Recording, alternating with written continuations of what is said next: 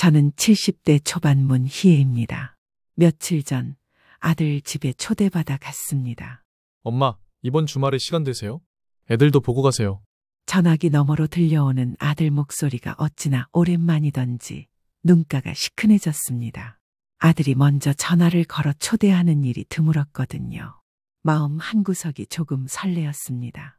얘가 드디어 철이 들었나, 엄마가 보고 싶긴 했구나 싶어서요.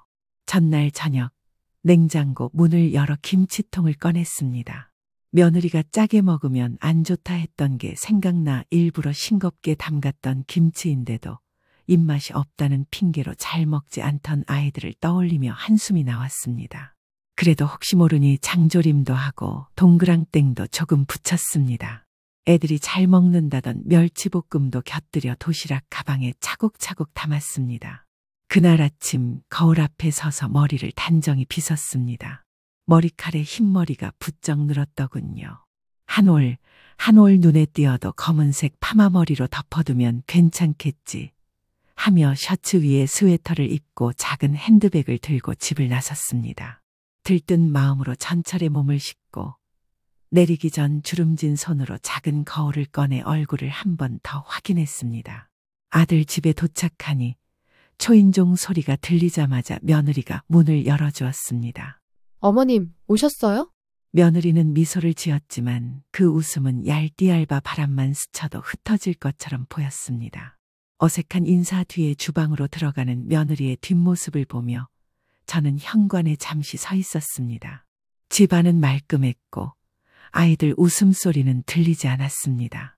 손주가 달려와 반겼습니다. 그 순간 마음이 풀렸습니다.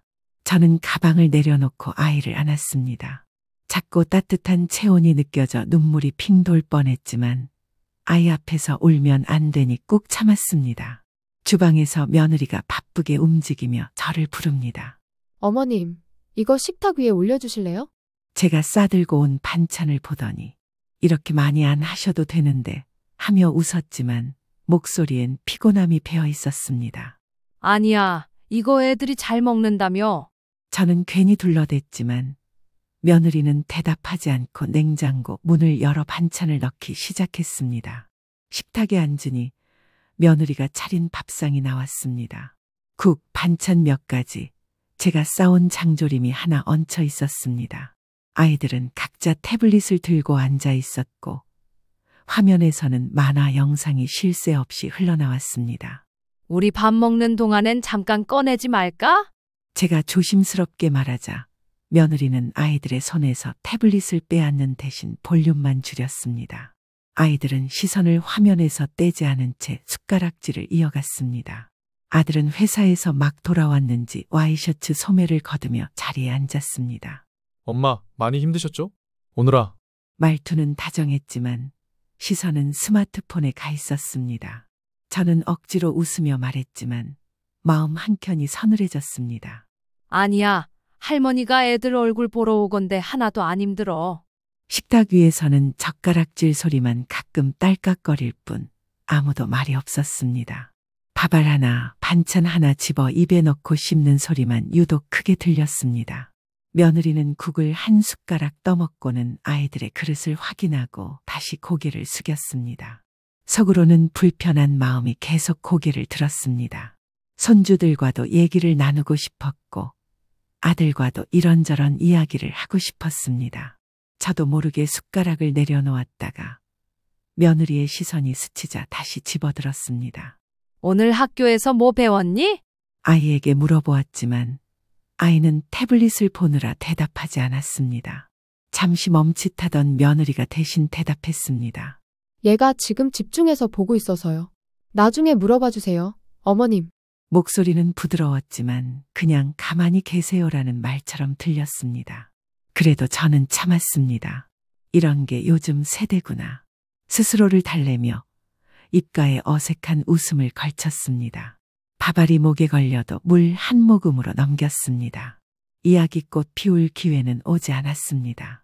아들은 식사 중간에도 스마트폰 화면에서 눈을 떼지 않았고 며느리도 수저를 놓고는 빠르게 일어나 아이들을 씻기러 들어갔습니다.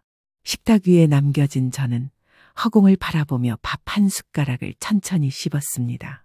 방금 전까지 웃어주던 아이도 없고 웃음기도 없어진 밥상 위에 낯선 기운만 감돌았습니다.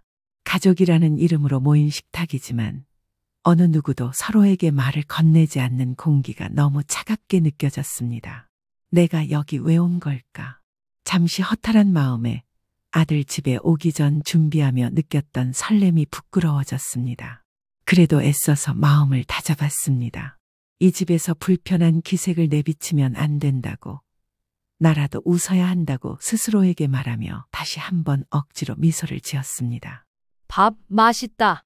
작게 혼잣말처럼 내뱉은 말이었지만 아무도 듣지 못했는지 대답은 돌아오지 않았습니다. 식탁 위에서 딸깍거리는 젓가락 소리가 또 한 번 울렸습니다. 그 소리가 어찌나 외롭게 느껴지던지요. 저녁을 치운 후 거실 소파에 앉아 TV를 켰습니다. 손주들이 보던 유튜브 채널에서 리모컨을 눌러 뉴스 채널로 돌렸습니다. 잠시 후 며느리가 방에서 나왔습니다. 어머님, 아이들이 보던 거 왜 끄셨어요? 저는 며느리 얼굴을 잠시 바라보다가 애써 웃으며 말했습니다. 어머, 그랬니? 난 그냥 잠깐 뉴스 좀 보려고. 그 순간 며느리 표정이 딱딱하게 굳더니 숨을 크게 들이쉬었습니다. 그럼 아이들 다 잠든 다음에 틀어주세요. 지금 이 시간은 아이들 시간이에요. 어머니 보고 싶은 거 있으면 집에서나 보세요. 목소리엔 단호함을 넘어선 불쾌함이 묻어 있었습니다. 그 말을 듣는 순간 오늘 하루 내내 꾹꾹 눌러 참았던 것이 목구멍까지 차올랐습니다. 그래도 참고 참았는데 그 말이 나를 확 무너뜨렸습니다.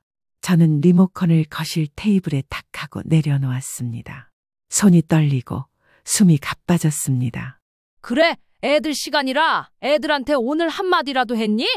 내가 점심 먹을 때부터 애들한테 말 한마디 하려 해도 내가 지금 집중해서 보니까 말 걸지 말아달라고 했지. 며느리의 눈이 휘둥그레지더군요. 저는 멈추지 않았습니다. 너희들 나 불러다 놓고 밥상에 앉혀놓고 대체 뭐 한 거니? 밥 먹으면서 핸드폰만 들여다보고 애들은 태블릿 보고 나는 눈치 보며 젓가락질만 하고 애들한테 오늘 학교에서 뭐 배웠니 한마디 하니까 그것마저 집중한다며 말 걸지 말라더라? 며느리가 손으로 뭔가 말리듯 허공을 가르며 어머님 그게 아니라 하고 말하려 했지만 저는 멈출 수 없었습니다. 아니 대체 나를 왜 불렀니? 또 뭐 돈 얘기하려고? 그동안 명절 때마다 생일 때마다 넌 이제 애들도 커가니 학원비가 많이 든다고. 이번에 집 대출 이자도 많이 나간다고. 그런 소리만 하길래 또 이번에도 그 소리 들으려고 부른 줄 알았다. 제 목소리가 갈라져 갔고 며느리의 얼굴은 점점 굳어졌습니다. 나도 바보지. 애들 얼굴 보고 싶어서 그래도 우리 아들네가 밥 한 끼 먹자 해서 밤새 장조림이고 동그랑땡이고 만들어서 들고 왔는데 밥상머리에서 핸드폰 쳐다보며 한마디도 안 하는데 나는 왜 거기 앉아 있어야 했니?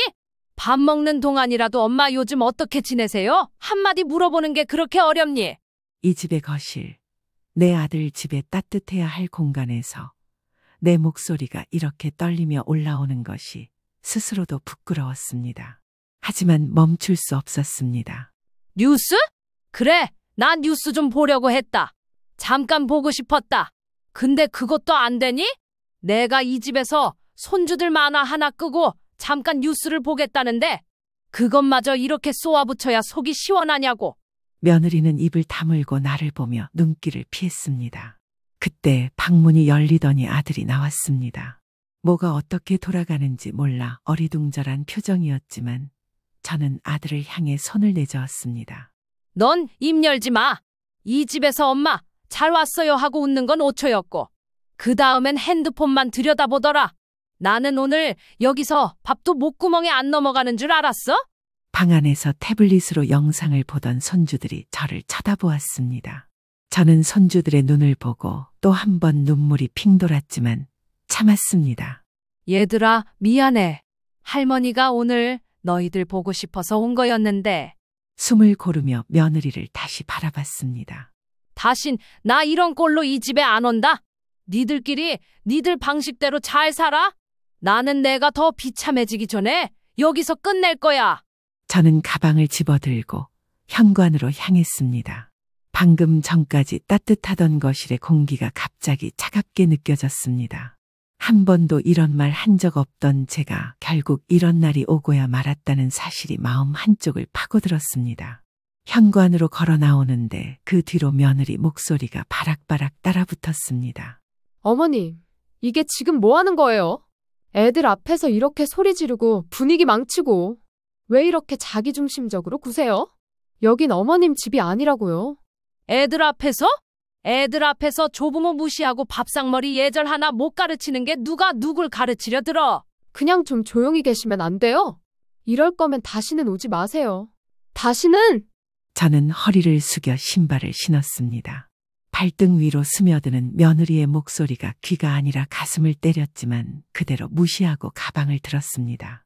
문 앞에 놓아둔 반찬 가방을 집으려는데 며느리 손이 먼저 그 가방을 낚아챘습니다. 그리고 이런 거 다시는 가져오지 마세요.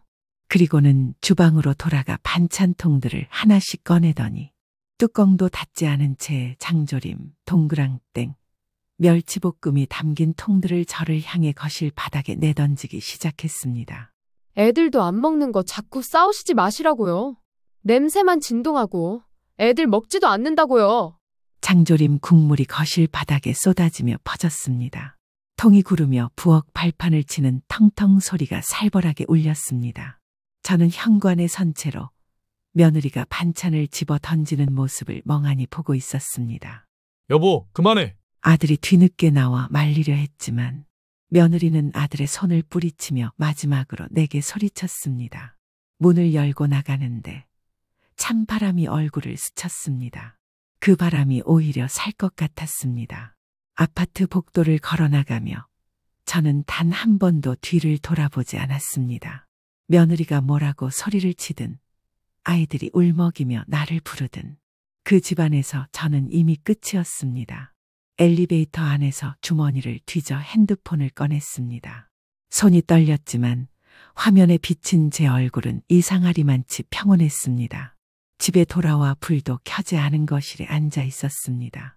밤이 깊어가는 소리, 냉장고 돌아가는 소리, 그리고 제 심장 뛰는 소리만 들렸습니다. 일주일 뒤 문 두드리는 소리가 한참을 울렸습니다. 처음에는 무시했습니다. 그래도 끈질기게 두드리더군요. 어쩔 수 없이 문 앞에 나가 인터폰을 보니 아들이 서 있었습니다. 머리가 헝클어져 있고 눈가가 벌겋게 충혈돼 있었습니다. 엄마, 나야. 저는 말없이 문을 열었습니다. 문을 열자마자 아들은 허리를 90도로 굽히며 눈물을 글썽였습니다. 엄마, 미안해. 진짜 미안해. 저는 말없이 뒤돌아서 거실로 향했습니다. 아들은 현관에 그대로 무릎을 꿇었습니다. 엄마, 한 번만 용서해줘. 제발 저번에는 우리가 잘못했어. 저는 한참을 말없이 서서 흔들리는 창문 너머로 흐르는 구름을 보았습니다. 가슴이 콱 막혀 숨을 쉬기가 힘들었습니다. 그래도 내 자식인데 순간 그런 생각이 스쳤습니다. 하지만 떠올랐습니다.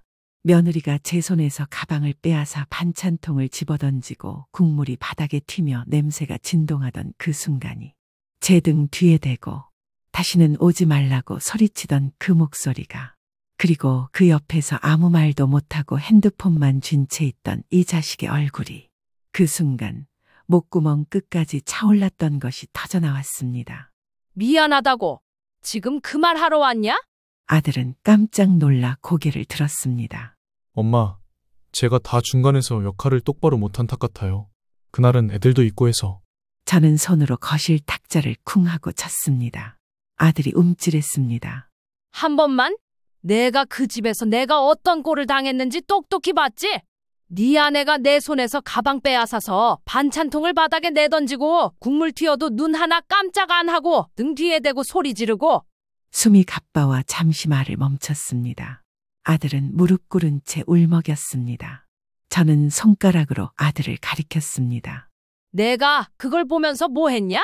네 아내가 그러는 동안 내가 한 게 뭐였냐고. 아들은 고개를 푹 숙였습니다.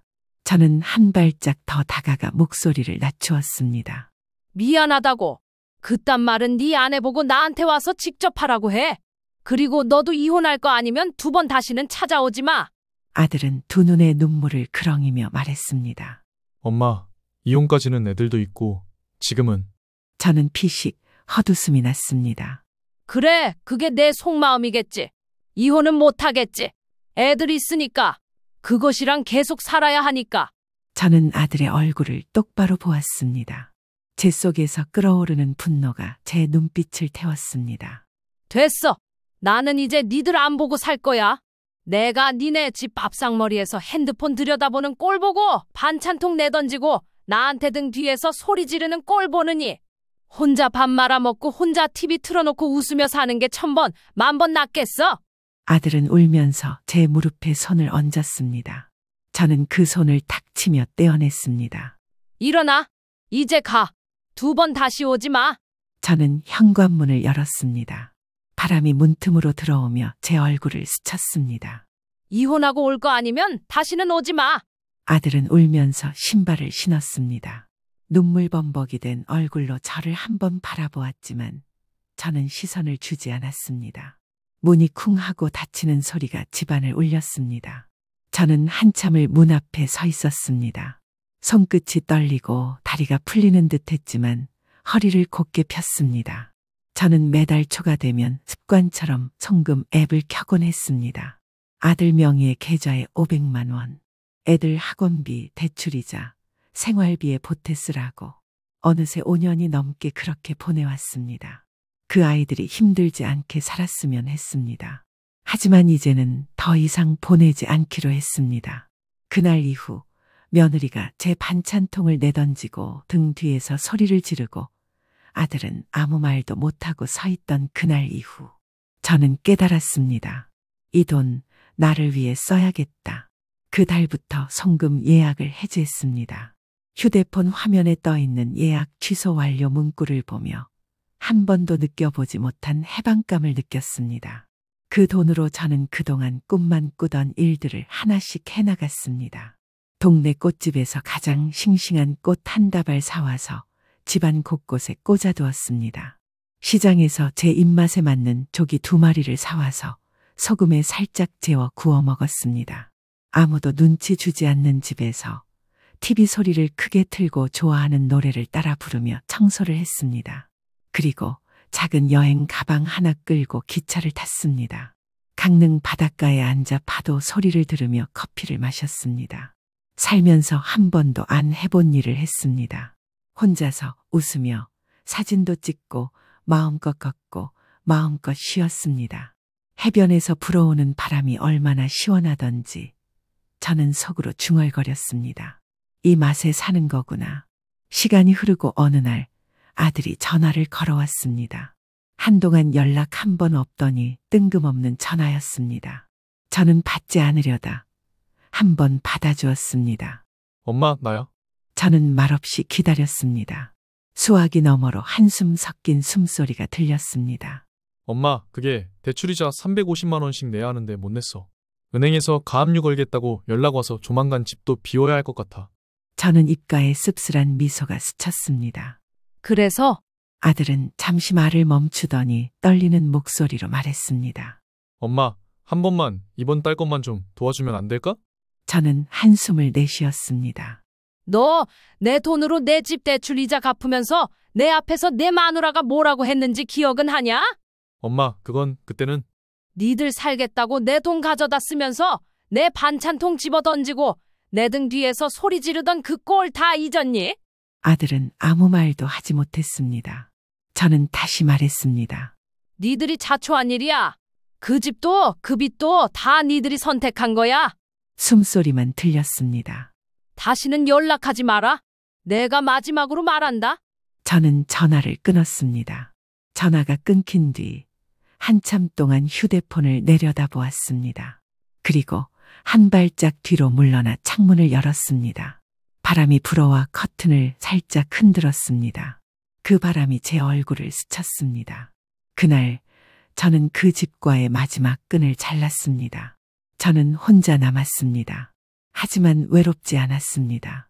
아침 햇살을 받으며 혼자 차려 먹는 밥 한 끼가, 아무도 방해하지 않는 TV의 소리가, 계절 따라 바뀌는 하늘을 한참 바라볼 수 있는 이 시간이 제게는 무엇보다 소중했습니다.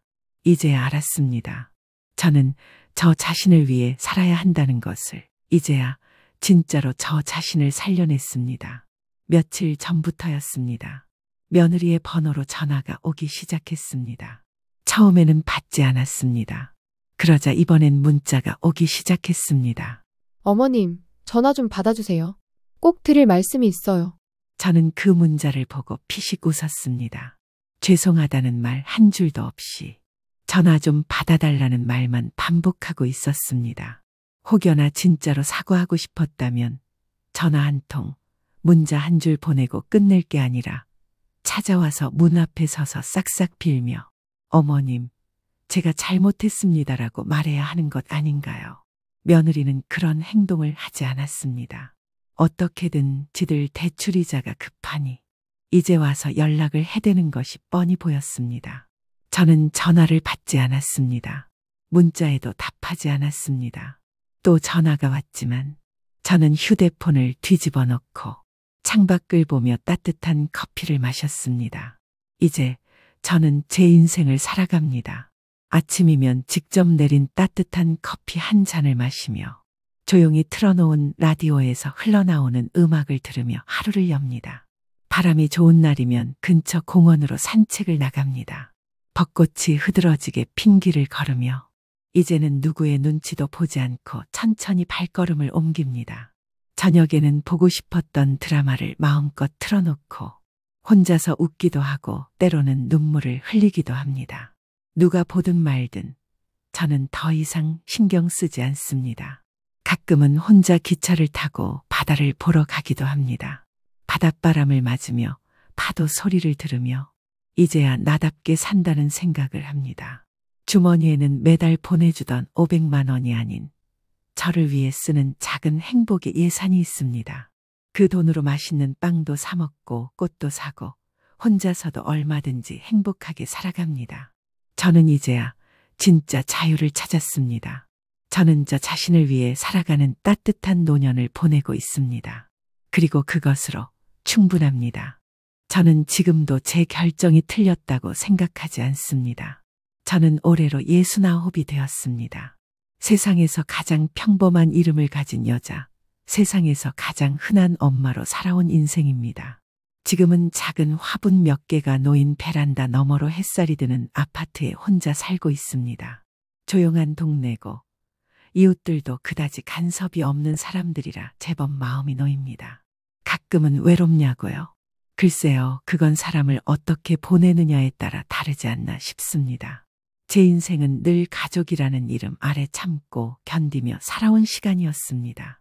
20살도 되기 전에 시집을 와서 남편과 함께 아등바등 살았고 그러다 30도 되기 전에 과부가 되었습니다. 아이 하나를 품에 안고 그 아이 하나만 보고 살았습니다.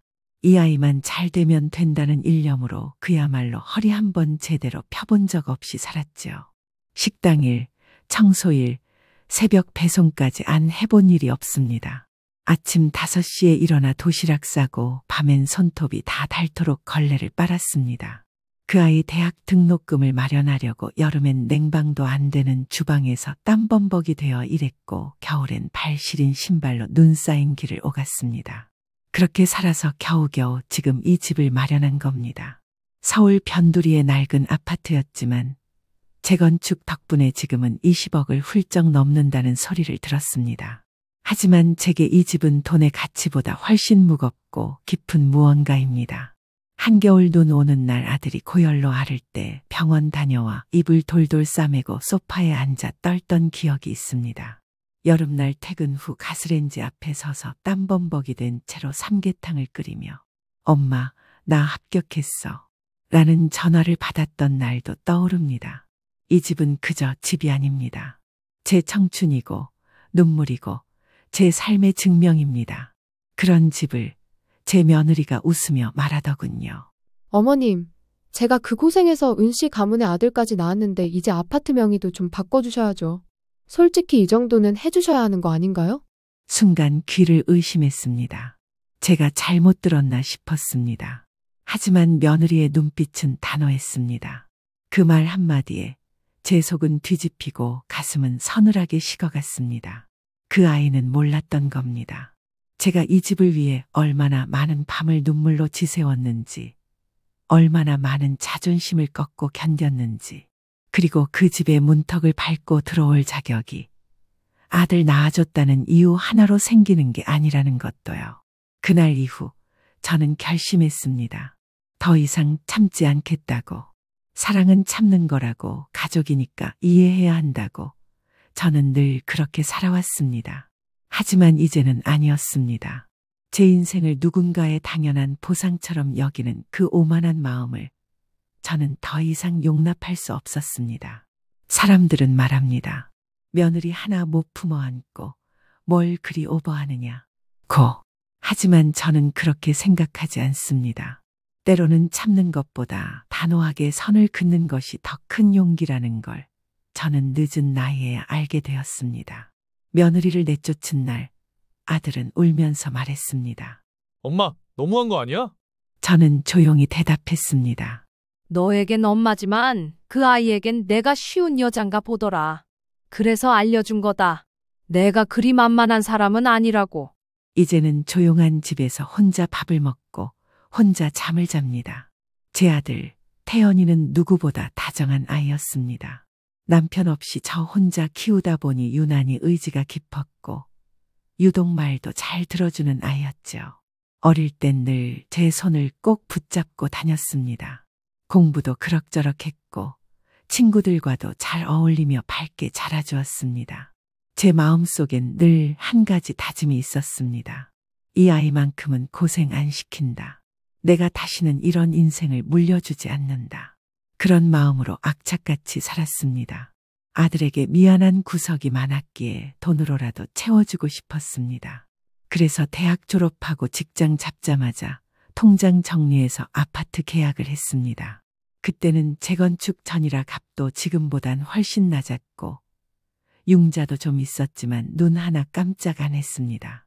아이에게 집 하나는 마련해주고 싶었습니다. 누구에게도 기죽지 않도록요.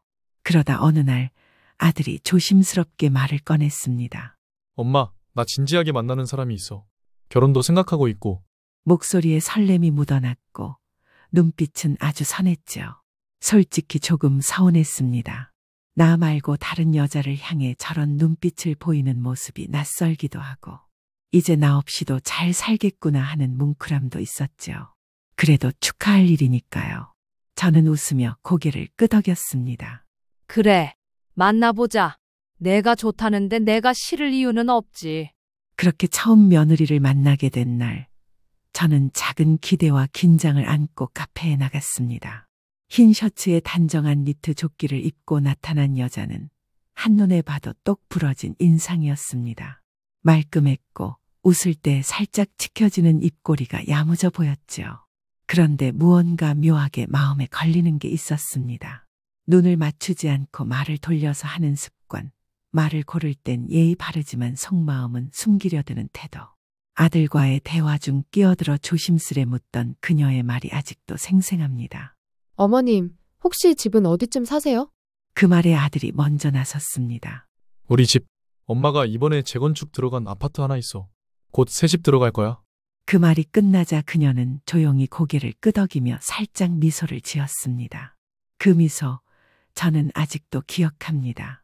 좋게 보자면 정보에 대한 반응일 테고, 나쁘게 보자면 그 순간 뭔가 계산이 머릿속을 스친 듯한 눈빛이었습니다. 식사를 마치고 집에 돌아오는 길, 저는 스스로에게 여러 번 물었습니다. 괜찮은 아이겠지. 내가 괜히 예민한 걸까? 아들이 좋다는데 내가 섣불리 판단해서는 안 되겠지 싶었습니다. 그래서 마음을 접었습니다. 요즘 젊은이들은 표현 방식이 다르다. 눈빛 하나 말투 하나로 사람을 재단하면 안 된다. 그렇게 스스로를 다독이며 고개를 흔들었습니다. 하지만 결혼을 준비하면서부터 하나씩 둘씩 이상한 점들이 눈에 띄기 시작했습니다. 시계부터 예물, 혼수, 양가 부담까지. 요즘은 혼수 양가에서 반반하는 거 아닌가요? 예단도 저희 엄마가 현금으로 깔끔하게 주시면 된다던데요. 그 말들이 전부 그녀 입에서 나왔습니다. 그땐 그래도 아들 얼굴이 너무 밝았기에 참았습니다. 저는 그 아이가 우리 집에 들어오면 시간이 지나면서 정이 들겠지 싶었습니다. 제가 해온 밥맛에 익숙해지고 제가 쓸어내린 빨래 냄새가 익숙해지면 언젠가는 어머님 고맙습니다 라는 말도 들을 수 있겠지 싶었습니다. 하지만 그런 날은 끝내 오지 않았습니다. 그 아이는 우리가 쌓아온 삶의 발끝만 얹었을 뿐 그 뿌리에는 관심조차 없었습니다. 아들은 그녀의 말 한마디에 흔들리기 시작했고 제 자리는 점점 밀려나기 시작했습니다. 그리고 마침내 그날이 찾아왔습니다. 아이 하나 낳고 나서 당당히 말하더군요. 어머님, 아파트 명에 저 아들도 낳고 했는데 제 명의로 바꿔주세요. 저는 아무 말도 하지 못했습니다. 아무리 예상했던 일이라 해도 막상 그 말을 듣는 순간엔 가슴이 내려앉는 듯했죠. 그날도 평범한 하루였습니다. 아침에 눈을 뜨고 김이 모락모락 나는 미역국에 갓 지은 밥에 계란 후라이 하나 부치고 김치를 곁들여 식탁을 차렸습니다.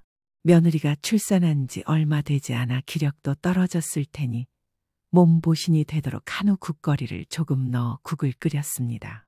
그의 입맛은 잘 알지 못했지만 제 아들은 미역국에 다진 마늘을 꼭 넣어야 잘 먹었습니다. 그걸 알기에 그날도 저는 아무렇지 않게 국자를 들었습니다. 아침부터 분주하게 식탁을 차리고 있는데 며느리가 거실로 나왔습니다. 아이를 재운 후인지 얼굴에 피곤이 묻어 있었지만 입술에는 어색할 정도의 미소가 걸려 있었습니다. 어머님, 아침부터 또 이렇게 고생하셨어요? 저는 대충 먹어도 되는데. 말은 그렇게 하면서도 이미 며느리는 식탁 맨 위자리에 앉아 있었습니다. 아들은 아직 방에서 나오지 않았습니다. 조용한 틈을 타 며느리는 뜬금없이 말을 꺼냈습니다. 어머님, 요즘 부동산값 많이 올랐죠? 저는 무심하게 대답했습니다. 그래, 뉴스 보니까 그렇더라. 너희 시아버지 살아계실 때 샀으면 참 좋았을 텐데 우린 다 늦었지 뭐. 그 아이는 밥숟갈도 들지 않은 채 제 얼굴을 가만히 바라보다가 이내 슬며시 미소를 지으며 말했습니다. 근데 어머님, 이제 이 집은 제 거죠? 저는 그 말이 무슨 뜻인지 한참을 되뇌었습니다. 식탁 위 김이 아직 사라지지 않았는데 저는 그 순간 속이 싸늘하게 식어내렸습니다. 뭐라고 했니?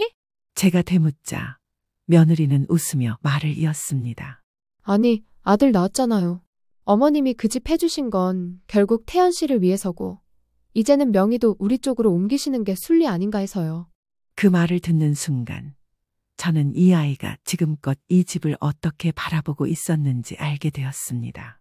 밥 냄새도 벽에 걸린 가족 사진도 결로 얼룩졌던 창틀도 그 아이에게는 단지 재산 목록이었을 뿐이었습니다. 내가 이 집을 누구를 주려고 산 줄 아니? 제 목소리는 낮았지만 떨림이 가라앉지 않았습니다. 어머님, 아들 하나 낳아주면 이 집 정도는 받아야 되는 거 아니에요? 그 말이 나왔을 땐 국이 다 식은 줄도 몰랐습니다. 며느리는 거실에 다리를 꼬고 앉아 휴대폰 화면을 손끝으로 툭툭 건드리며 말했습니다. 입술엔 웃음기가 돌았지만 눈빛은 싸늘했고 그 말엔 오만함이 가득 묻어 있었습니다. 내가 지금 뭐라고 했니? 제가 고개를 들며 조용히 물었습니다. 아, 몰라서 물으시는 거예요? 그 아이는 코웃음을 쳤습니다. 애 낳았잖아요. 아들? 그 집안대를 이을 귀한 손주요. 요즘 누가 시댁 대접하면서 애 낳아요? 그나마 제가 애 낳은 걸 감사하게 생각하셔야죠. 숨이 턱 막혔습니다. 이게 아이의 엄마가 할 말인가 싶었습니다. 이 집 20억 넘는다면서요? 솔직히 저희 이름으로 돌리실 때도 됐죠? 애도 낳았고 저도 직장 그만두고 몸만 가져가며 고생했는데 빈손이면 너무하지 않아요? 저는 말이 나오지 않았습니다. 그 아이가 이 집을 이렇게 보며 살아왔다는 게 믿기지 않았습니다. 거실 벽에 걸린 태연이 돌사진, 그 사진 찍느라 새 옷 한 벌 못 사고 허리띠 졸라맨 그 시간. 아이에겐 그저 미래의 내 집이었나 봅니다. 그건 너희 집이 아니야. 내 이름으로 된 내 집이야. 제 말에 며느리는 비웃듯이 웃었습니다. 어머님, 아들이 결혼했으면 집도 함께 내주는 게 도리 아닌가요? 다들 그렇게 해요. 요즘은 시댁이 뭐라도 해줘야 시댁이지. 아, 혹시 명예 바꾸는 게 아까우세요? 그러기엔 저 너무 고생했는데. 그 순간 제 손등이 떨렸습니다. 그게 분노인지 참담함인지 속이 비어버리는 느낌인지 알 수 없었습니다. 저는 조용히 숟가락을 내려놓고 며느리의 눈을 정면으로 마주 보았습니다. 너희는 들어온 지 겨우 3년이야. 그 안에 무얼 받고 뭘 견뎌봤다고 이 집이 당연하다고 생각하니? 당연하니까요. 그 아이는 입꼬리를 올리며 대답했습니다. 아들 낳았고 결혼했고 어머님한테 깍듯이 했잖아요? 근데 명예 하나 못 넘겨줘요? 저 진짜 실망이네요. 깍듯했다고? 그럼 내가 내게 툭툭 던졌던 말들은? 며느리는 끝까지 지지 않았습니다. 우리 부부가 이끌어갈 집이면 명의도 바뀌어야죠. 안 그러면 이혼밖에 없겠네요. 전 그럴 각오 되어 있으니까. 그 말에 저는 담담히 웃었습니다. 이 아이는 제가 무릎 꿇을 줄 알았던 모양입니다. 손주 핑계대고 아들 눈치 보며 결국 명의를 넘겨줄 거라고 착각했던 것이겠죠. 그래. 그럼 이혼해. 대신 한 푼도 안 줄 테니까 각오는 해라. 예? 너는 들어올 때 빈손이었고 나갈 때도 빈손이야. 이 집엔 내 이름 석자 새길 자격 없어. 아들은 내 아들이고 이 집은 내 집이야. 너는 그냥 지나가는 사람이야. 잠시 며느리의 얼굴이 일그러졌습니다. 그제야 깨달은 듯했습니다. 자신이 생각했던 호구 같은 시어머니는 그 자리에 없다는 거려. 며느리와의 말다툼이 한창일 때 저는 소리쳤습니다. 태현아, 나와봐. 너 여기서 듣고 있어야지. 잠시 후 방 안에서 문이 열리고 아들이 느릿하게 나왔습니다. 그 애는 눈치를 보고 있었습니다. 늘 그렇듯 어느 쪽 편도 확실히 들지 못한 채 중간에 끼어서요. 입술을 꼭 다문 채 제 얼굴과 며느리를 번갈아 바라보더니 조심스럽게 입을 열었습니다. 무슨 일인데 왜 이렇게 소란이야? 제가 먼저 말했습니다. 내 마누라가 이 집 명의를 자기 앞으로 바꿔달라잖아. 내가 좀 생각해봐라. 지금 제정신이냐? 내가 피땀 흘려 산 집인데 결혼했다고 그냥 넘겨줘야 하냐? 그 말에 며느리가 바로 말을 받았습니다. 오빠 봤지? 어머님 말투. 이게 가족한테 할 말이야? 내가 오빠 아들 낳았잖아. 산후조리도 제대로 못하고 허리 나가면서 키우고 있는데 그깟 명예 하나 못 바꿔주겠다는 게 말이 돼. 아들은 한숨을 쉬며 이 말을 짚었습니다. 지수야, 지금은 그런 얘기 꺼낼 때가 아니야. 왜 자꾸 이렇게까지 몰아가? 아니, 몰아간 건 어머님이야. 며느리는 단호하게 말했습니다. 오빠가 결정해. 지금 여기서 엄마 선택할 거야? 나랑 아들 선택할 거야? 하나만 골라. 나는 더는 이 집에서 기댈 구석이 없는 사람 같으니까. 그 말만 던지고 며느리는 현관으로 걸어 나갔습니다. 짐도 없이 아이도 없이 그대로 현관문을 박차고 나가버렸습니다. 문이 닫히는 소리가 거실을 울릴 때 저는 아들의 얼굴을 똑바로 바라보았습니다. 이제 너도 들었지. 이게 내 아내야. 사람을 돈으로만 재고 집으로만 판단하는 그런 아이였다고. 아들은 입을 꾹 다물고 아무 말도 못했습니다. 그날은 그렇게 넘어갔습니다. 며느리는 친정으로 가버렸고 아들은 눈치만 보며 그날 밤을 조용히 넘겼습니다. 며칠 뒤였습니다. 뜻밖의 전화가 걸려왔습니다. 낯선 번호였지만 받아보니 며느리의 어머니, 그러니까 안사돈이었습니다. 사부인 안녕하세요. 이런 일로 전화드려 죄송해요. 근데 지수가 애 낳고 나서 참 고생했잖아요. 몸도 힘들고 마음도 그렇고 그래도 사부인이 어른이시니까 좀 크게 한번 품으시면 안 될까요? 꼭 진명이가 아니더라도 뭐 하나 해주시는 게 애도 낳았고 기분이라도 좀 풀려야 하는 거잖아요. 순간 핏줄이 거꾸로 솟는 기분이었습니다. 기분을 풀어줘야 한다고요? 지금 그 집 욕심부리다 이혼까지 운운하고 가출한 딸의 기분이 중요하다고요? 안사돈, 지금 그게 할 소리예요? 제 목소리는 떨렸습니다. 당신 딸이 내 집을 탐내고 명예 내놓으라고 윽박 지르더니 이젠 기분이라도 풀어주라고요? 애 낳은 값이 집이에요? 사람 하나 낳으면 시가 재산 다 넘겨줘야 하는 세상이 됐습니까? 사부인 그렇게까지 말씀하실 필요는 없잖아요. 우리 지수도 감정이 상해서 그랬던 거고 서로 좀 풀고. 됐습니다. 풀고 말고 없어요. 그 아이는 더는 우리 가족 아닙니다. 아들 태현이요. 지금 곁에 있거든요. 지금 당장 이혼 서류 갖고 가라고 할 테니 사인하라고 하세요. 남의 집 귀한 아들 데려다 놓고 손 하나 까딱 안 하면서 집만 노리는 딸, 저 그딴 애 며느리로 못 둡니다. 전화를 끊고 저는 거실에서 멍하게 앉아있는 아들을 바라보며 말했습니다. 태현아, 이건 내가 해야 할 일이야. 내가 대신 못 해줘.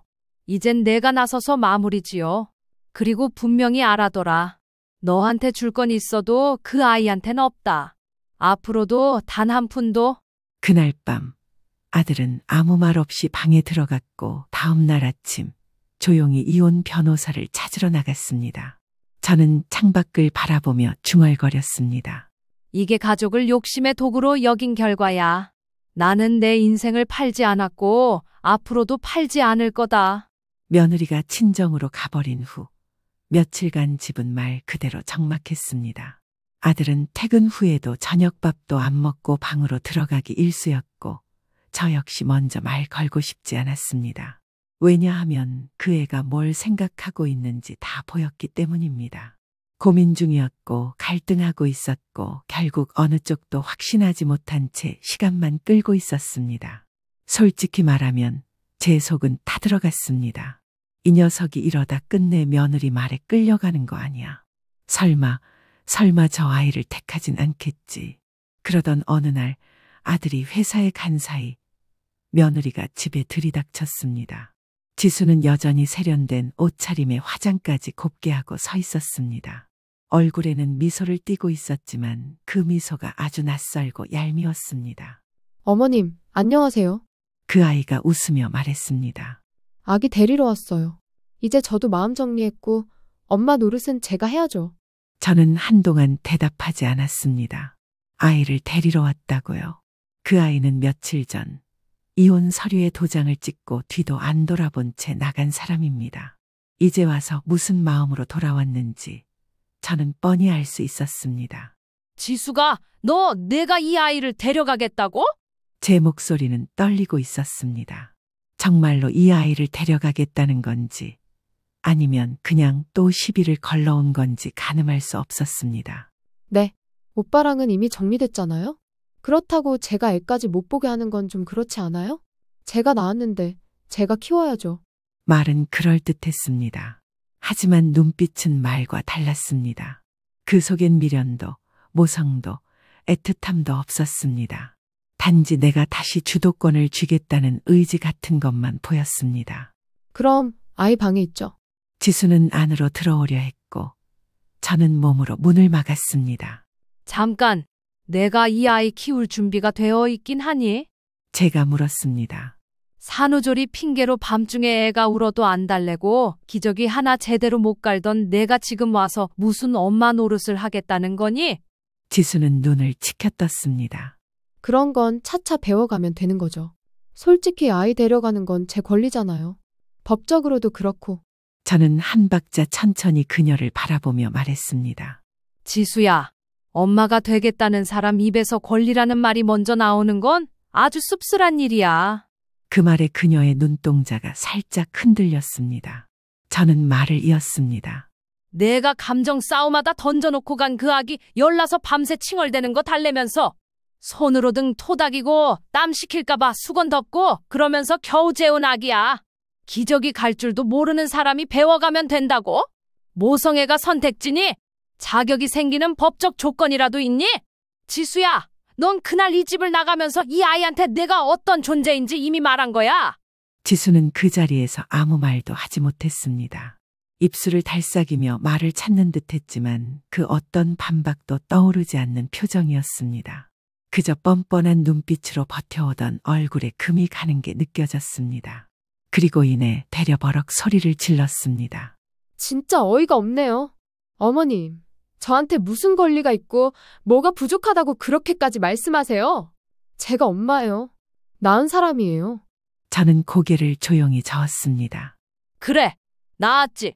근데 넌 한 번도 안 왔던 적이 없었잖니? 그날 내가 아이를 내려놓고 갔을 때 그 순간부터 넌 이 아이한테 등을 돌린 거야. 지금 와서 다시 데려가겠다는 건 그저 내 체면 회복이고 주도권 회복일 뿐이야. 이 아기를 위한 마음은 너한텐 없어. 지수의 얼굴은 하얗게 질렸다가 이내 분노로 물들었습니다. 입술을 꾹 다물고 신발을 거칠게 꿰어 신으며 말했습니다. 됐어요. 이 집에선 뭐든 제가 악역이겠죠. 어차피 다 저 탓이니까 더 말 안 할게요. 그리고 현관문을 박차고 나갔습니다. 문이 쾅 닫히는 소리가 거실을 울렸고 저는 한동안 그 문을 바라보다 작은 방 안에서 조용히 숨을 쉬고 있는 아기의 곁으로 갔습니다. 그 아이는 조그만 손을 쥐고 이불 위에서 편히 잠들어 있었습니다. 며느리 지수가 아이를 데리러 왔다 나간 그날 밤 아들이 퇴근하자마자 저에게 물었습니다. 오늘 지수 왔다고요? 저는 고개를 끄덕였습니다. 그래, 애 데리러 왔더라. 아들은 잠시 말이 없었습니다. 그리고 조용히 입을 열었습니다. 엄마, 저 아이 양육권 정식으로 신청하려고요. 지수 쪽에서 뭔가 꿍꿍이가 있는 것 같아요. 그냥 조용히 넘어갈 애가 아니라는 거 저도 압니다. 그 말에 저는 한숨을 내쉬며 고개를 끄덕였습니다. 그래, 이번엔 단단히 준비해야 해. 마음 약해지면 안 돼. 이 아이는 내가 품어야 할 생명이야. 며칠 뒤 아들은 법무법인을 찾았고 정식으로 단독 양육권과 친권을 요청하는 소장을 접수했습니다. 그러자 예상대로 지수 쪽에서도 반격이 들어왔습니다. 양육권은 물론이고 제3분할 청구서까지 함께 제출한 겁니다. 혼인기간 동안 함께 이루어온 재산이므로 기여도에 따라 일부를 청구한다는 황당한 주장까지 담겨 있었습니다. 게다가 친정 쪽에서는 아이에게 엄마가 데리러 올 거야. 조금만 기다려. 같은 말을 지인들에게 흘리고 다녔고 인터넷 커뮤니티엔 시댁에서 애를 뺏겼다는 식의 글까지 올렸다는 말도 들려왔습니다. 하지만 법은 그리 만만하지 않았습니다. 재판부는 무엇보다 아기의 현재 상태와 양육 환경을 가장 중요하게 보았습니다. 지수는 아이 출생 직후부터 육아에 적극적이지 않았고 출산 후 3개월도 되지 않아 별거에 들어간 점, 아이를 두고 일방적으로 가출한 점, 그리고 무엇보다 갓난아기를 돌볼 수 있는 현실적 능력이나 환경을 제대로 증명하지 못한 점들이 모두 불리한 요소가 되었습니다. 반면 아들은 직장과 양육 지원 환경 그리고 저의 도움으로 안정된 돌봄 체계를 갖추고 있다는 것을 조목조목 서류로 제출했습니다. 병원 진료 기록, 예방접종 내역, 육아일지, 사진들 그 모든 걸 꼼꼼히 준비했습니다. 결국 법원은 아들의 단독 양육권 및 친권을 인정했고 지수의 재산분할 청구 역시 기여도 없으므로 기각됐습니다. 판결이 내려지던 날 아들은 법정 밖에서 저를 보며 조용히 말했습니다. 엄마 끝났어요. 이제는 정말로? 저는 고개를 끄덕였습니다. 수고했다. 이제 넌 아버지고 나는 다시 할머니가 될게. 며칠 뒤 지수 쪽에서 변호사를 통해 최종 연락이 왔습니다. 더 이상 법적 대응은 없을 겁니다. 면접 교섭권은 일단 신청하지 않겠다고 합니다. 그 말은 다시는 찾아오지 않겠다는 뜻이기도 했습니다. 그날 밤 아이는 제 품에서 곤히 잠들어 있었습니다. 이젠 울음을 오래 끌지도 않고 분유도 제 시간에 잘 먹습니다. 저는 그 아이의 작고 따뜻한 손을 꼭 쥐고 속으로 말했습니다. 괜찮아. 너는 이제 지켜줄 사람이 둘이나 있어. 다시는 너를 두고 떠나는 사람 없을 거야. 시간은 생각보다 빠르게 흘렀습니다. 차가운 바람이 불던 날들 사이로 꽃이 피고 아이는 어느덧 두 다리로 뒤뚱뒤뚱 걸음을 떼기 시작했습니다. 이젠 새벽마다 울던 울음도 많이 줄었고 젖병을 들고 혼자 놀다가도 아빠가 퇴근에 현관문을 열면 가장 먼저 엉금엉금 기어나가 반기는 모습에 저도 모르게 웃음이 납니다. 아빠 왔다. 우리 아기 뭐하고 있었어? 태연이는 퇴근하고 오자마자 양복 바지 벗을 새도 없이 아이부터 안아 올립니다. 그리고는 젖병에 남은 우유를 확인하고 배가 불렀는지 기저귀를 갈아야 할지를 파악한 뒤에야 자기 가방을 내려놓습니다. 요즘은 다 이런 아빠라니까요. 엄마. 태연이는 멋쩍게 웃으며 말합니다. 말은 그렇게 해도 아이가 조금만 앓거나 열이라도 나면 자다가도 벌떡 일어나 등을 토닥이고 체온계를 꺼내는 걸 보면 이제야 제대로 아빠가 된 것 같습니다. 처음에는 낯설고 어설펐던 그 모습도 이제는 제법 능숙합니다.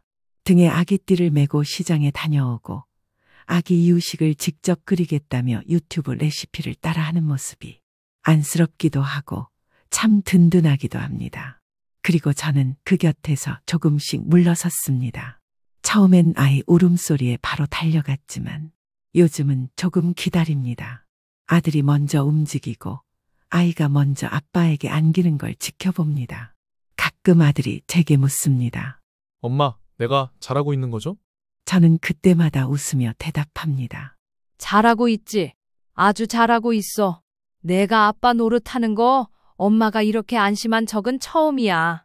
밤이 깊으면 아이는 이제 제 방이 아닌 아들과 같은 방에서 잡니다. 책을 읽어주고 자장가를 틀어주고 손을 꼭 잡고 누운 두 사람의 모습을 바라보며 저는 거실 소파에 앉아 조용히 차를 한 잔 마십니다. TV에선 육아 예능이 나오고 어쩌면 남들에겐 평범한 하루일지 몰라도 저에겐 그 하루가 그 평범한 소리가 참 고맙습니다. 이젠 누구의 눈치도 보지 않고 누군가의 말에 상처받지도 않으며 우리는 셋이서 다시 가족이라는 이름으로 살아가고 있습니다. 아들은 더 단단해졌고 아이는 더 밝아졌으며 저는 조금 더 편안해졌습니다. 그 아이가 언젠가 우리 엄마는 어디 있어요? 라고 물을 날이 오겠죠. 그때가 되면 아들과 함께 조심스럽게 진실을 전해야 할 겁니다. 하지만 지금은 아닙니다. 지금은 아이가 편안하게 숨을 쉬고 웃고 잘 자라는 것. 그게 전부입니다. 오늘도 아침 햇살이 부엌 창으로 스며듭니다. 이 작은 평화가 얼마나 큰 값으로 지켜낸 것인지 저는 잘 압니다. 어디쯤 갔니? 아직 1시간 반 정도는 더 가야 해. 그렇게 걱정돼서 전화했어? 지금부터 엄마가 하는 말 잘 들어? 다음 휴게소 보이면 무조건 가자고 해. 가서 택시 불러서 도망쳐. 그 자식 사람도 아니야. 저는 심호흡을 한 번 하고 단호히 말했습니다. 엄마가 지금은 자세히 말 못하겠지만 그 남자 절대 안 돼. 일단 도망부터 가. 그날은 딸 지연이가 예비시댁에 인사드리러 가는 날이었습니다. 저는 새벽부터 바빴습니다. 광어며 도미며 손질을 마친 후 지연이 손에 들려보낼 아이스박스를 정성껏 꾸렸습니다. 예비 시어머니께 첫 인사를 드리는 자리라는데 그냥 보낼 수가 없었습니다. 회라면 자신 있는 제가 챙겨서 보내주는 것이 예비 시댁에서도 딸을 더 예쁘게 봐주실 것 같았습니다. 저는 시장에서 30년 넘게 횟집을 운영해 왔습니다. 이른 새벽 남편의 자리까지 꿰차고 생선 손질을 하던 그 시간이 하루도 걸은 적이 없습니다. 비 오는 날이면 비 맞아가며 업한장에서 물건을 골랐고 명절 대목에는 이틀 밤을 새워가며 칼질을 했습니다.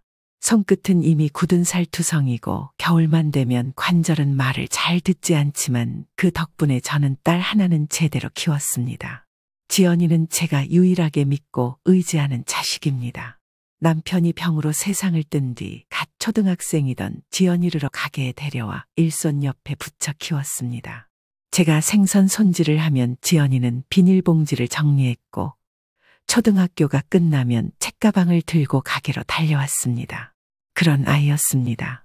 가게 옆 상생하고 있는 횟집 사장 미정이와는 거의 식구처럼 지냈습니다. 서로 명절 반찬을 나눠 먹고 장사 끝나면 빈 좌판에 앉아 막걸리 한 잔씩도 나눴습니다.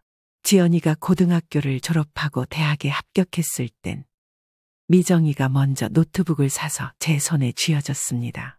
얘는 내 딸이나 다름없어. 그 말에 저는 울컥해서 말을 잇지 못했던 기억이 납니다. 그런 지연이가 홍기가 차고 미정이가 지인의 아들을 소개해줬습니다. 성실하고 반듯하다고 했고 한 번 봤을 때도 말투며 눈빛이 고닿습니다. 저도 마음이 놓였습니다. 1년 반을 연애하며 알콩달콩 잘 지냈고 며칠 전에는 결혼 날짜 이야기가 오갔습니다. 예비 사위가 가게에 들러 무릎까지 꿇고 인사했을 땐 제 마음이 얼마나 놓였는지 모릅니다. 그래서 오늘 예비 시댁에 인사드리러 간다는 지연이를 위해 저는 이른 새벽부터 광어랑 참돔을 손질했습니다.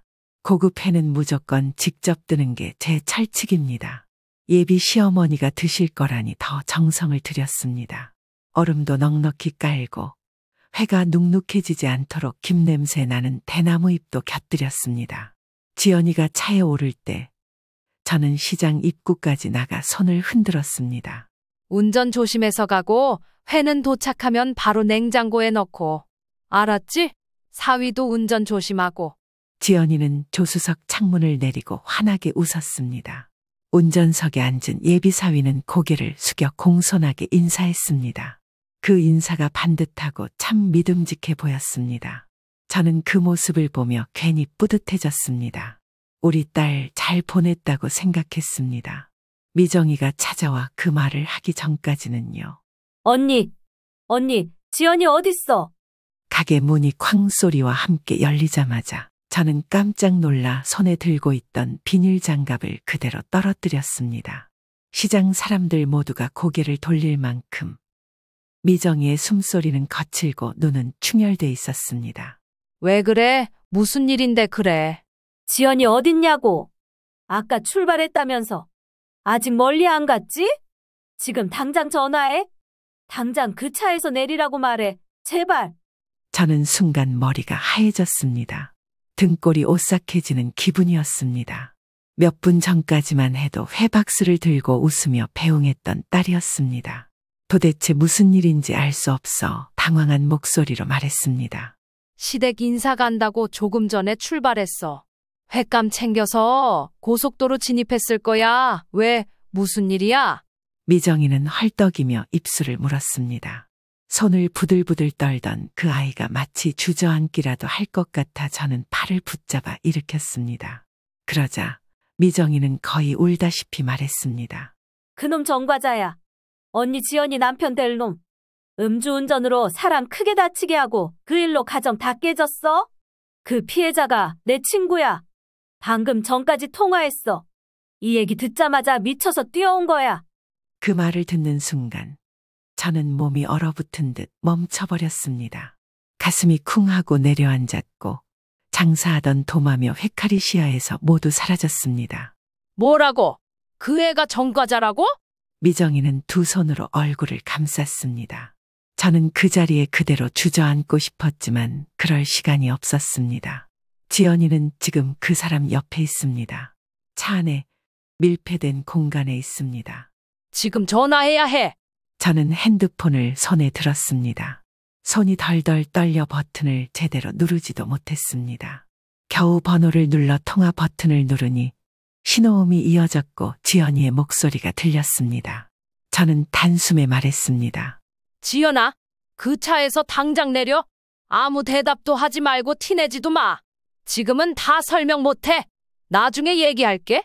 지금 무조건 그 차에서 내려. 알겠어. 그제야 제 무릎이 힘없이 꺾이며 툭 하고 주저앉았습니다. 가게 안 생선 비린내 나는 그 좁은 공간 안에서 저는 목을대가 뜨겁게 타오르는 걸 느꼈습니다. 미정이는 제 옆에 쪼그리고 앉아 말했습니다. 언니 내가 잘못했어. 지연이한테 언니한테 진짜 미안해. 저는 고개를 젓고 허공을 바라보며 말했습니다. 지금 그럴 때가 아니야. 우리 지연이 무조건 데려와야 돼. 우리 애부터 살리고 나서 그 다음 생각하자. 딸 지연이는 저와 전화를 끊고 다음 휴게소까지 800m가 남은 것을 확인했습니다. 그때의 딸은 속으로 몇 번이나 되뇌었다고 합니다. 엄마 말 믿자. 엄마 말은 틀린 적 없다. 조수석 창밖으로 고속도로 위에 초여름 햇살이 눈부시게 지나갔고 운전석에 앉은 그 사람. 이제는 얼굴조차 낯설게 느껴지는 그 남자는 아무것도 모른 채 내비게이션만 바라보고 있었습니다. 오빠, 나 화장실 좀.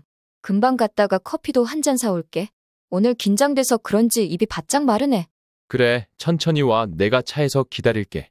지연이는 안전벨트를 풀며 최대한 평온한 얼굴을 유지했습니다. 차 문이 딸깍하고 열리고 휴게소 바닥에 발을 딛는 순간 그녀의 심장이 벌떡 뛰기 시작했습니다. 화장실 근처로 가는 척하며 몸을 틀자마자 스마트폰을 꺼내들고 콜택시 어플을 켰습니다. 5분도 채 되지 않아 도착한 택시. 지연이는 택시 문을 열자마자 슬며시 숨을 내쉬며 말했습니다. 아저씨, 시장 횟집 골목 아시죠? 그쪽으로 부탁드릴게요. 급한 일이 있어서요. 기사님은 거울로 그녀를 한번 힐끗 보더니 말없이 고개를 끄덕였습니다.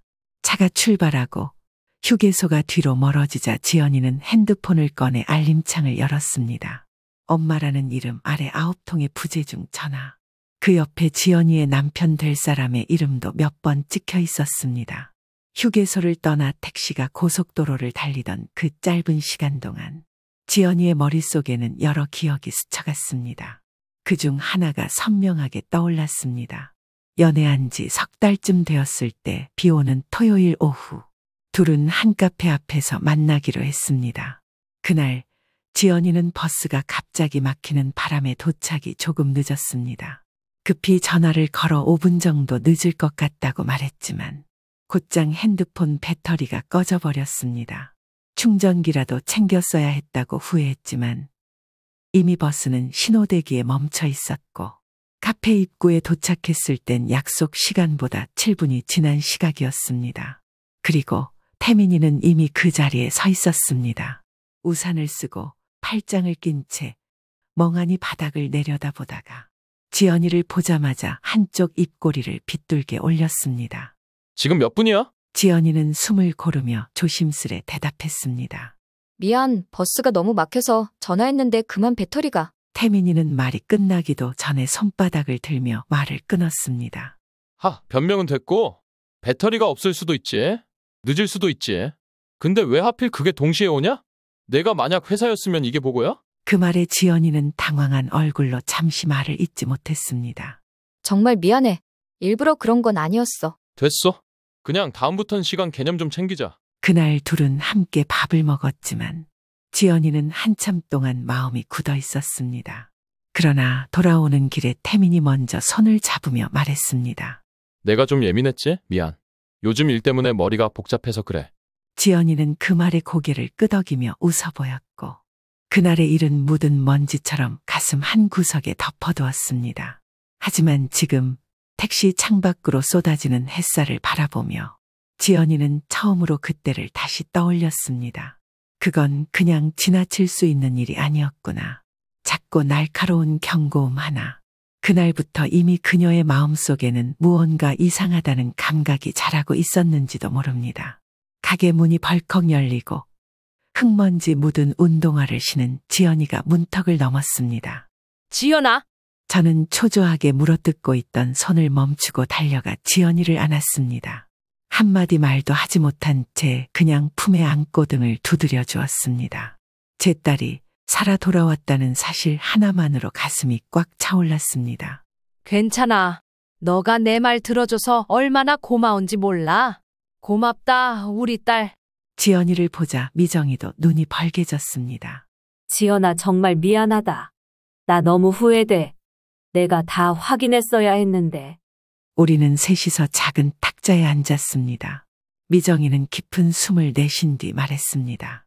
이 말까지 할까 말까 고민했는데 그냥 다 말할게. 그놈, 전에 만났던 여자도 있어. 근데 그 여자 헤어지자고 했더니 그 뒤로 1년 가까이 스토킹했대. 스토킹이요? 지연이의 눈이 휘둥그레졌고 제 손은 그릇을 움켜쥔 채로 멈췄습니다. 전화, 문자, 회사 앞에 찾아가고 집 근처에서 기다리고. 저는 한참 동안 아무 말도 하지 못했습니다. 목구멍이 꽉 막힌 것처럼 숨조차 가쁘게 쉬어졌습니다. 지연아, 너 그 차에서 안 내렸으면 어떻게 됐을지 몰라. 엄마가 진짜 너 보낼 뻔했어. 지연이는 고개를 숙이고 한참 동안 말이 없었습니다. 그러다 조용히 말했습니다. 나 왜 몰랐을까? 왜 한 번도 의심하지 않았을까? 그냥 착해 보인다고 다 믿었어요. 그건 내 잘못 아니야. 그런 놈이 잘 숨긴 거지. 저는 지연이 손을 꼭 잡아주었습니다. 그 손은 차가웠고 땀에 젖어 있었습니다. 하지만 저는 그 손끝이 살아있다는 사실이 너무나 고마웠습니다. 지연이의 핸드폰이 테이블 위에서 진동을 울렸습니다. 한 통, 두 통, 세 통 발신자 이름은 태민 오빠. 통화 버튼 위로 떨리는 손가락이 스치긴 했지만 지연이는 끝내 누르지 않았습니다. 받지 마. 지금 그 전화 받을 이유 없어. 제가 말하자 지연이는 핸드폰을 조용히 뒤집었습니다. 그 뒤에도 전화는 멈추지 않았습니다. 메시지도 수십 통이 쌓였습니다. 어디야? 커피 사러 간다더니 왜 안 와? 지연아, 제발 받아봐. 무슨 일 생긴 거야? 그 순간 제 핸드폰도 울렸습니다. 휴대폰 화면에는 태민이라는 낯익은 이름이 떴습니다. 가게에 몇 번 왔을 때 등록해 두었던 번호였습니다. 저는 짧게 숨을 들이마신 뒤 일부러 천연덕스럽게 전화를 받았습니다. 어머니, 지연이가 휴게소에서 사라졌어요. 화장실에 다녀온다고 내렸는데 전화도 받지를 않고 안 보여요. 저는 일부러 당황한 척 목소리에 힘을 주었습니다. 지연이가 없어졌다고? 아까 집에서 출발했을 땐 멀쩡했는데 혹시 다퉜니? 아니요. 그런 거 전혀 없었어요. 진짜 갑자기 사라져서요. 경찰에 신고해야 하는 거 아닐까요? 혹시 무슨 일이라도 생긴 건 아닌지. 나도 계속 전화해보면서 경찰에 신고할게. 전화를 끊고 저는 핸드폰을 천천히 내려놓았습니다. 지연이는 제 표정을 읽으려는 듯 제 얼굴을 바라보았고 저는 조용히 고개를 끄덕여 주었습니다. 잘했어. 지금부터 우린 모르는 거야. 다 처음 듣는 얘기처럼 굴자. 알았지? 응. 지연이는 눈물을 훔치며 고개를 끄덕였습니다. 그 아이는 말없이 핸드폰 전원을 꺼버렸고 조용히 제 옆으로 다가와 제 어깨에 머리를 기대었습니다. 저는 그 머리칼을 조용히 쓰다듬었습니다. 며칠 뒤였습니다. 가게 앞에 웬 낯익은 차량이 섰고 유리문 너머로 고개를 이리저리 돌리는 그림자가 보였습니다. 그 사람이었습니다. 태민이. 저는 지연이를 급히 주방 안쪽으로 들여보내고 미정이에게 눈짓했습니다. 그는 가게 안으로 들어오려다 문 앞에서 멈췄습니다. 어머니, 지연이 여기 있는 거 다 압니다. 만나게 해주세요. 오해가 있었던 것 같아요. 전 정말 지연이 좋아했고 숨길 의도 없었어요. 다 말하려고 했습니다. 저는 그의 눈을 똑바로 바라보았습니다. 두 손을 맞잡고 있었고 입술이 바짝 타 있는 모습이었습니다. 지연이 없다. 그리고 앞으로도 널 만날 일은 없을 거야. 어머니, 제 말 좀 들어주세요. 전과가 있다고 다 나쁜 사람은 아니잖아요. 전 과거의 죄값 치르고 다시. 너 죄값 치르지 않았더라. 피해자에게 제대로 사과 한마디 했냐? 책임은 졌냐? 여자 스토킹에서 정신과 치료까지 받게 만든 건 너는 그냥 사람을 망가뜨리는 사람이다. 내 딸도 그렇게 될 뻔했어. 그는 순간 말을 잇지 못하고 고개를 떨궜습니다. 다신 찾아오지 마. 여기까지 온 것도 마지막 기회다. 저는 단호히 말하고 가게 문을 탁 하고 닫았습니다. 그 사람은 한참을 문 앞에서 서 있다가 결국 돌아섰습니다. 그날 밤 저는 지연이에게 말했습니다. 이제 여긴 위험해. 우리 여길 뜨자. 엄마 가게는 어떻게 하고? 그깟 가게가 뭐 중요하니? 어디든 새로 시작할 수 있어. 가게 정리는 빠르게 진행되었고 딸과 저는 연고도 없는 바닷가 작은 마을로 이사했습니다. 그리고 바닷가 앞에 조그마한 물회집을 차렸습니다. 초장에 동치미 육수를 섞고 채썬 오이를 얹은 물에는 점점 입소문을 타기 시작했고 사람들은 시원한 맛이라며 찾아왔습니다. 지연이는 앞에서 손님을 맡고 저는 주방에서 칼을 들었습니다. 같이 웃고 같이 힘들고 같이 앞으로 나아가는 삶. 그게 진짜 가족이라고 저는 믿습니다. 그날은 바람이 유난히 거세게 불던 날이었습니다. 낮 장사가 막 끝나갈 무렵 문이 조용히 열렸습니다. 들어온 사람은 익숙한 얼굴, 미정이었습니다. 지연이와 저는 동시에 자리에서 일어났습니다. 미정아, 어쩐 일이야? 여기까지. 언니랑 지연이 잘 지내나 궁금하고 보고 싶어서 왔어. 우리는 그 길로 셋이서 바닷가 앞 평상에 앉아 파도 소리를 들으며 이런저런 이야기를 나눴습니다. 말없이 웃는 지연이를 보며 미정이는 눈시울을 붉혔습니다. 정말 다행이다.